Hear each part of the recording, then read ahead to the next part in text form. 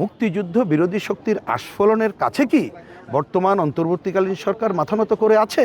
আমি বলতে চাই, অন্তর্বর্তীকালীন সরকার আজ এই সূর্য ডোবার আগেই যারা এর সাথে জড়িত তাদের খুঁজে বের করবে এবং ব্যবস্থা গ্রহণ করবে। আজকে এই শহীদ বুদ্ধিজীবী দিবসে রায়ের বাজার বদ্ধমূর্তিতে এসে মনটা খারাপ হয়ে যায়।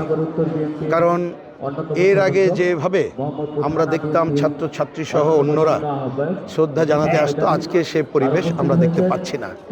এবং এটা আপনি ঠিকই বলেছেন, একটা বড় ঘটনা আমরা দেখি, শাসকরা যখন আসে তারা হয়তোবা তাদের নিজেদের স্বার্থ রক্ষার জন্যে এই দিবসকে ব্যবহার করতে চায়।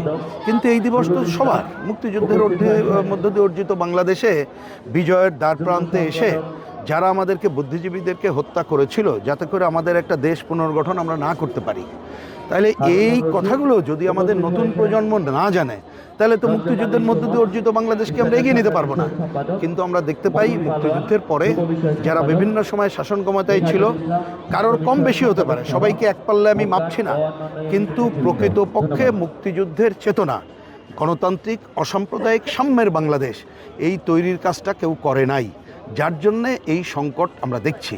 এবং বিশেষ করে 2025-এ এসে আজকে সকালে এসে খবর পেলাম, একটা তথ্য পেলাম, যদি এটা সত্য হয়, আমি মিডিয়ার মাধ্যমে খবর পেলাম, গতকাল এখানে ফুল দিয়ে শ্রদ্ধা জানানো হয়েছিল, সকালে সেই ফুল পাওয়া যায়নি। যদি এটা হয়ে থাকে, এটা ঘোরতর অপরাধ। আমি বলতে চাই, অন্তর্বর্তীকালীন সরকার আজ এই সূর্য ডোবার আগেই যারা এর সাথে জড়িত তাদের খুঁজে বের করবে এবং ব্যবস্থা গ্রহণ করবে। এবং দেখবেন যে অন্যবার যেমন এখানে আমরা শহীদ বুদ্ধিজীবীদের ছবি দেখি, যেভাবে একটা ভাবগম্ভীর পরিবেশে শ্রদ্ধা জানানো, এবার সেটা দেখছি না। তার মানে মুক্তিযুদ্ধ বিরোধী শক্তির আস্ফলনের কাছে কি বর্তমান অন্তর্বর্তীকালীন সরকার মাথা নত করে আছে? আমি সেই প্রশ্ন তাদেরকে করতে চাই। এবং এই জায়গা থেকে যতক্ষণ না আমরা বেরিয়ে আসতে পারবো, যতক্ষণ না পর্যন্ত শহীদদের আমরা সবাই স্মরণ করব, বিজয় দিবস সবার বিজয় দিবস এই হিসাবে যারা পালন যতক্ষণ না করতে পারবো, ততক্ষণ পর্যন্ত আমরা মুক্তিযুদ্ধের ধারায় বাংলাদেশকে অগ্রসর করতে পারবো না।